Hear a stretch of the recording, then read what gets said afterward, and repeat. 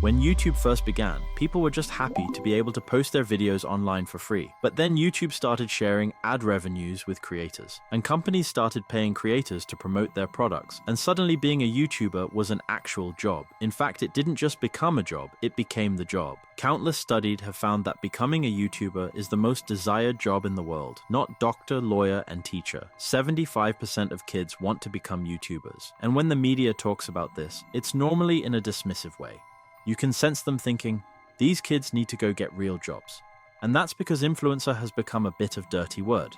For to many people, an influencer represents talentless narcissists who film themselves for social media and fake their lives to look way better than reality and get paid ridiculously well to sell products for their companies. And in some cases, there may be some truth in that, but an influencer can mean many things. Loads of influencers on social media are incredibly talented people.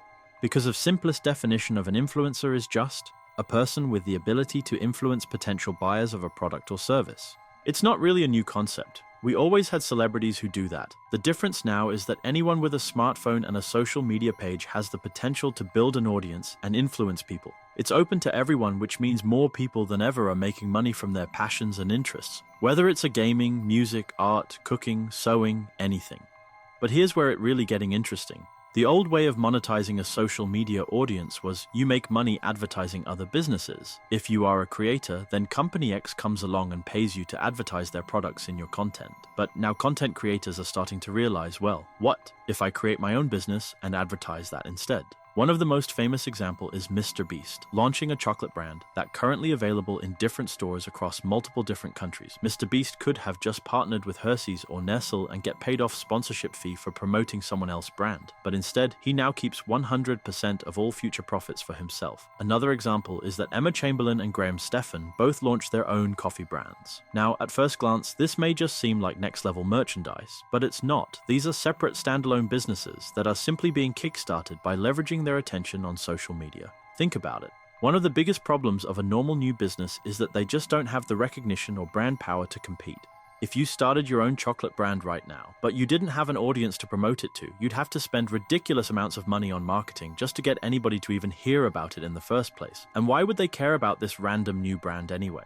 But if a YouTuber starts a business, they already have an established brand that people love, and they already have an audience to promote their products and services to, so they can get an influx of customers right from day one. Of course, this spans so much further than food and drink. We are going to see gaming YouTubers building their own games companies. We are going to see tech YouTubers building their own tech companies. The possibilities are genuinely endless. But wait a minute, I know what you might be thinking. YouTubers might be good at making videos, but that doesn't mean they can just build a business. And you are right, but they don't need to.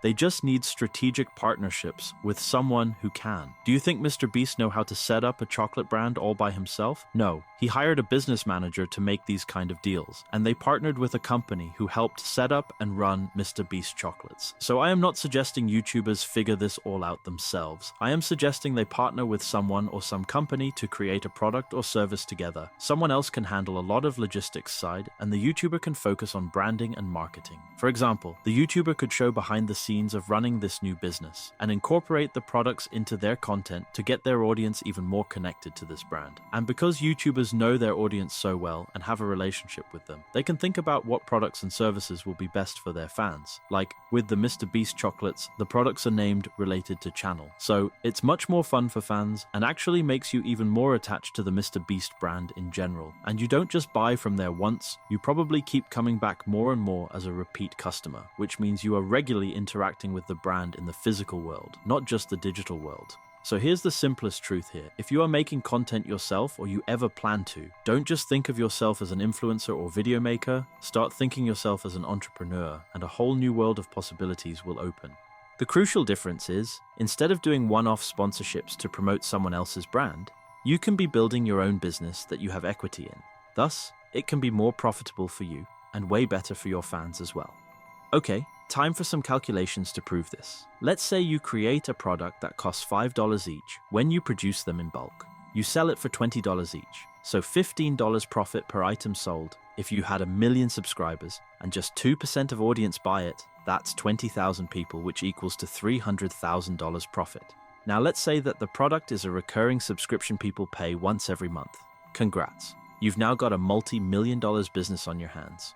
Of course, this can work with much smaller channels too, because the crazy part is, it's not just the YouTuber's audience who can buy the product or service. Profits can be reinvested into other marketing to reach a whole new audience, and if it's a good product and service, people will tell their friends about it too. So, this new business can eventually be its own thing, totally separate from the creator. For example, you don't ever have to watch a Mr. Beast video to buy Feastables. If your friend was ordering one, you probably would too. It's a standalone business in its own right. Now, even if you do partner with a company to help you launch your own products and services, I'm obviously not saying this is easy, but I am saying that there will definitely be a lot more private label companies looking to do joint ventures with creators. Because attention is the currency that matters most. If you have people watching you and your content, you can make a lot of money. It's that simple. But whereas before, that attention led to brand deals and sponsorships for other companies, now that attention is leading to new companies owned by the creators. For example, people love to hate on the Paul brothers, but like it or not, they are very rich because they are masters of attention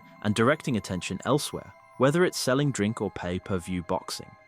If you have the attention on you, then it's just a case of where you direct it. And if you can match the right product or service to the right audience, that is where the big money is.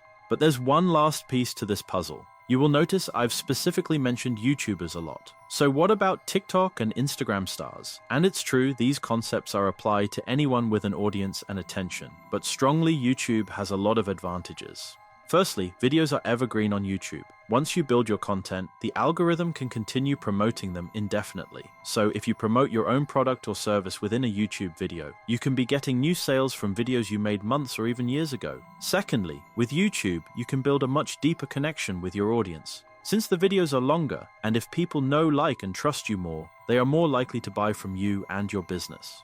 And finally, with YouTube, it's so much easier to promote things, as you can direct people to the description below the video, where you can have as many links as you want. So, if you do have an audience on other platforms, that's great, but consider bring some of them on YouTube, because trust me, the creator economy is going to be a fascinating place over next years. People starts to realizing its potential, but it's just beginning. And then once you have built an audience, create your own products and services. That's where you don't just build a YouTube channel, you start building your own empire.